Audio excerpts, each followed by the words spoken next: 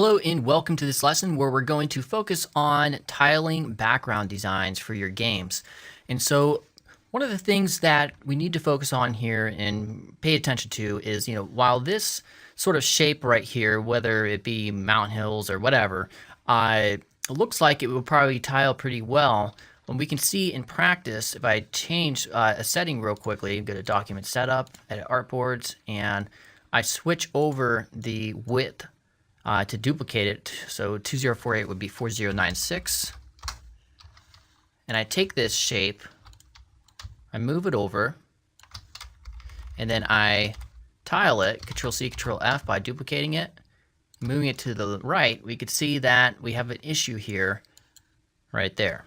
So the reason that is because they weren't lined up exactly on the same vertical length on the right and left side. So if I back up a few times,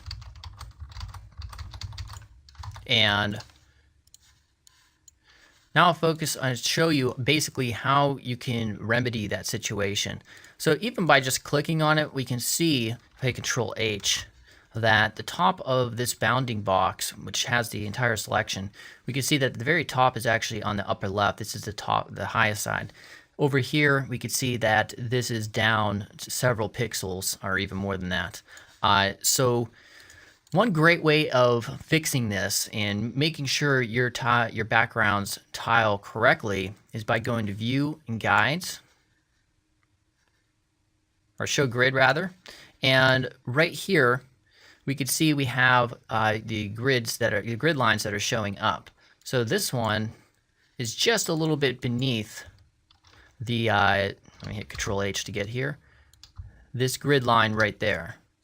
We could see that if it was moved over just a tad bit, it'd be right there on this grid line. So that's one of the things you want to pay attention to. If you can, try to place your anchor points on the beginning of one of these grid lines. And then it doesn't really matter what's happening in the center too much, as it does on the very left and the very right. And then we could see on this portion right here, we just need to move this up.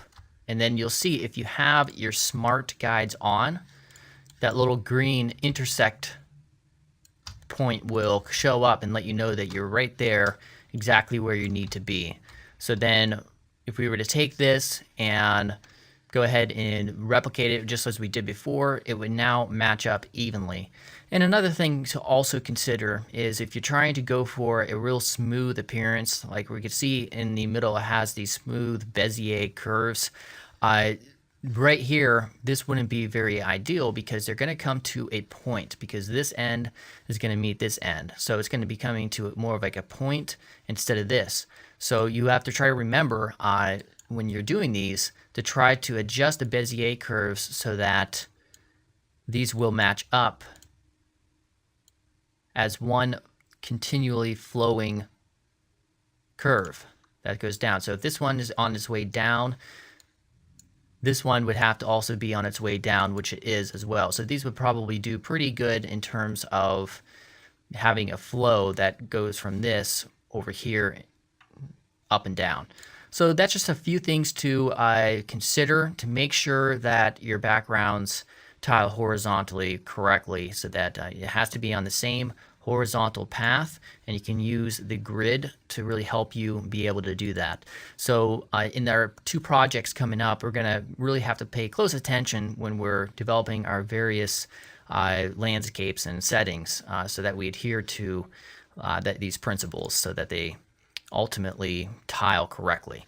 All right, so in the next lesson, we're going to really quickly just talk about vector versus non-vector considerations when you're designing your game backgrounds. All right, I'll see you then.